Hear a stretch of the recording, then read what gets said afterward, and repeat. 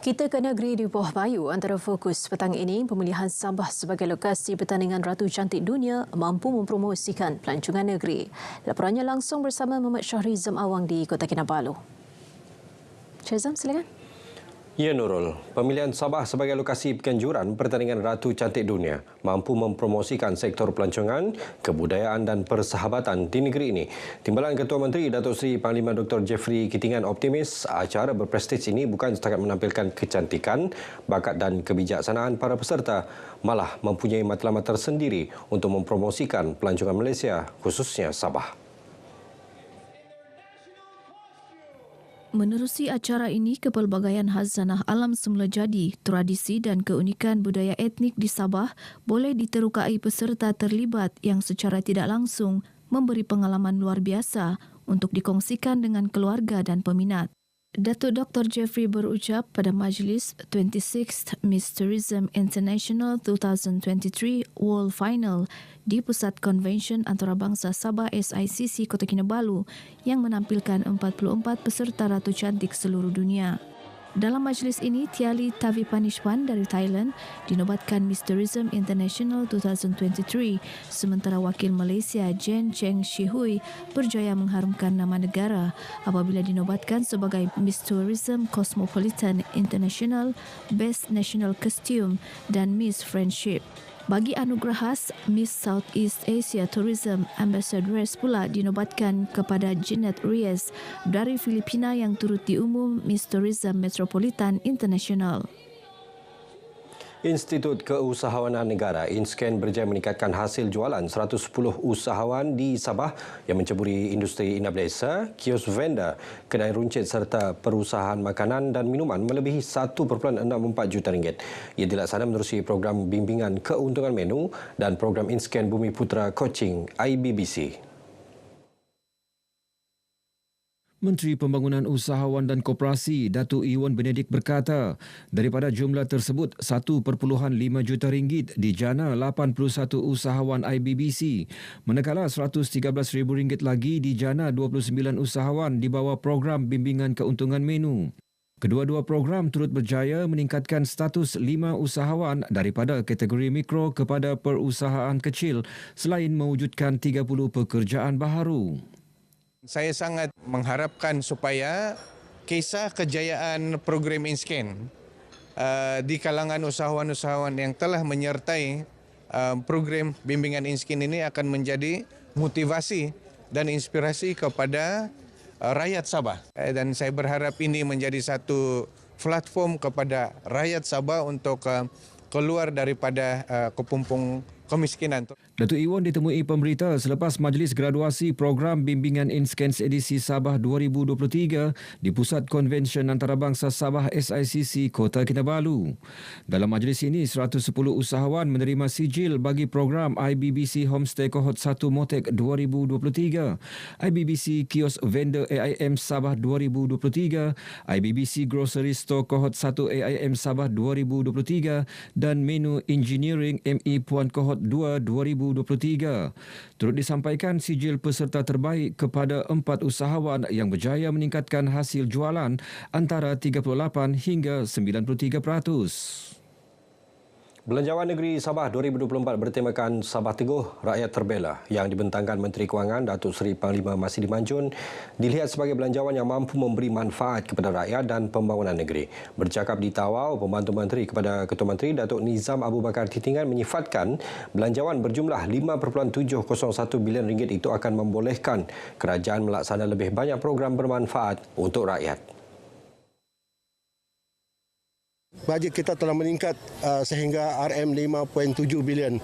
Jadi ini menunjukkan bahawa tanda-tanda positif kepada peningkatan ekonomi negeri itu sudah nampak dan kita menjangkakan sekiranya unjuran positif untuk tahun hadapan ini dapat kita capai, maka sebenarnya ia akan memberi kekuatan kepada kerajaan untuk melaksanakan lebih banyak program-program yang boleh memberi manfaat kepada rakyat dan juga kepada pembangunan di negeri Sabah ini.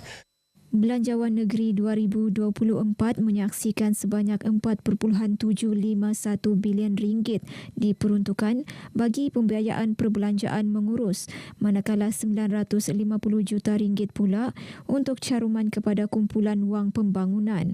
Sementara itu, sebanyak 1.328 bilion ringgit diperuntukkan untuk perbelanjaan pembangunan dengan 847.23 juta ringgit melalui peruntukan negeri, manakala 480.46 juta ringgit melalui pinjaman persekutuan serta bayaran balik persekutuan. Sebanyak 555.6 juta ringgit atau 65.58%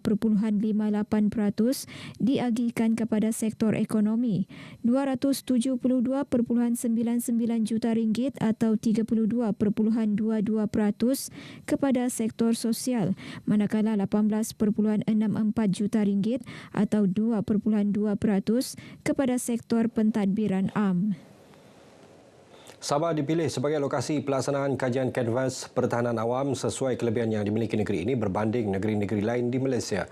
Kajian dilaksana melalui inisiatif Mega Platinum APM itu bertujuan meremajakan semula organisasi tersebut yang kini mencecah 70 tahun penubuhannya. Ketua Pesuruhjaya Angkatan Pertahanan Awam Malaysia, Datuk Amin Nur Rahim Muhammad berkata, kajian dilaksana berdasarkan kriteria yang termaktub dalam Akta Pertahanan Awam 1951, Akta 221 yang mula dilaksana Oktober lalu hingga Februari tahun depan.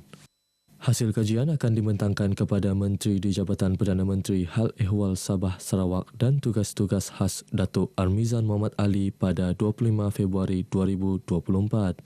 Dan Sabah dijadikan platform ataupun canvas sebagai satu template yang paling lengkap di negara kita, iaitu kita lihat di Sabah ini ada pelbagai kelebihan daripada segi penugasan Akta 221. Ada sempadan darat, ada sempadan laut, ada pulau, ada gunung, pernah berlaku gempa bumi, pernah berlaku obdaulat. Yang mana di negeri-negeri lain perkara itu telah lama berlaku ataupun tidak pernah berlaku. Beliau ditemui media pada Majlis Apresiasi Penganugerahan Pingat dan Reben kepada 193 anggota APM Zon Sandakan dan Tenggara Negeri Sabah 2023 di Sandakan. Ia sebagai penghargaan dan pengiktirafan kepada anggota APM Sabah yang menyumbang tenaga dan perkhidmatan cemerlang dalam penugasan yang diamanahkan. Program Solidariti Aman Palestin bukan setakat tanda sokongan kepada rakyat Palestin yang menjadi mangsa kekejaman rejim Israel, sebaliknya berupaya memupuk nilai ukhuwah dan silaturahim sesama manusia. Justru pengurusi Badan Dakwah Sandakan Farizal Setoh berkata pihaknya akan mengadakan program seumpama bagi menghimpunkan lebih ramai masyarakat di sekitar Sandakan. Jawatan Kuasa Dakwah Daerah Sandakan dan juga Masjid Daerah Sandakan dan termasuklah juga Majlis Perdana Sandakan untuk menganjurkan program seumpama ini, tetapi kali ini dalam kuantiti ataupun kapasiti yang lebih besar lagi lah. Kita jangkakan akan adakan program ini dalam masa terdekat ini di Padang Pandaran Sandakan. Farizal ditemui pemberita semasa program untayan rindu junjungan kasih Nabi Muhammad dan doa solidariti kemanusiaan untuk Palestin di Sandakan. Program anjuran bersama Pertubuhan Kasih Nur Putih Sandakan dan Persatuan Sahabat Majlis Raudatul Khairat ini diisi dengan program bicara ilmu dan berselawat.